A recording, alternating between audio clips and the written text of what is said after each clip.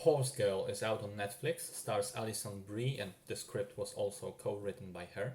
It's a character study, or rather a study of mental illness and how that can develop in a person over time.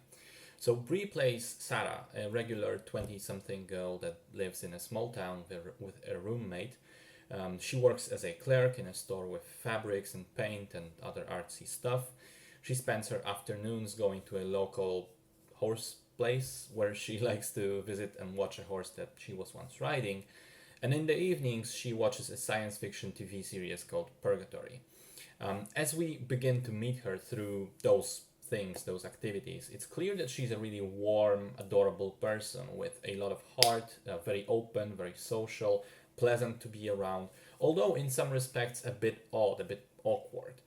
Especially the horse people treat her with a certain distance, and her roommate also thinks it's kind of weird to be so hung up on a television show and to have no social life almost.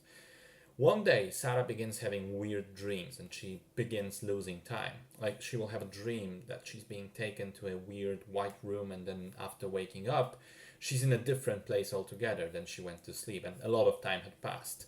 And increasingly weird shit begins to happen all around her, which makes her freak out and spiral further and further into insane conspiracy theories to explain it all, like cloning and alien abductions.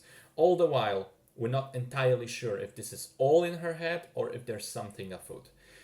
So I think what the movie does extremely well is anchor itself on the character of Sarah. Now, we're not watching her as a third person, really. We're experiencing all the events through her eyes.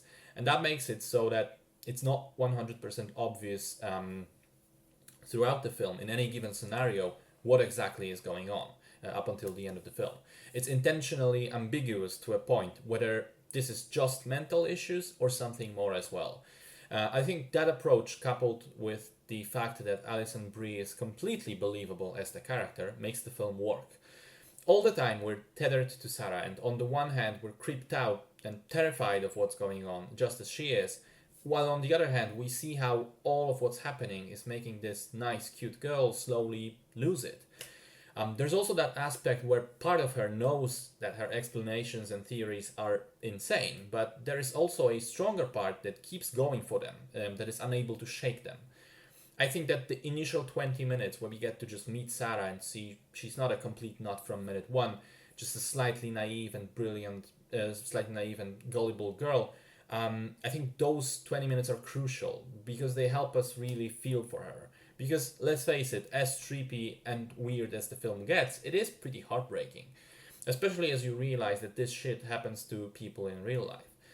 I also liked the way that the movie subtly drops clues for us as to what is really going on. Again, it's not spelled out very clearly, but based on specific details, you can conclude with almost 100% certainty what is happening, but you do have to pay attention.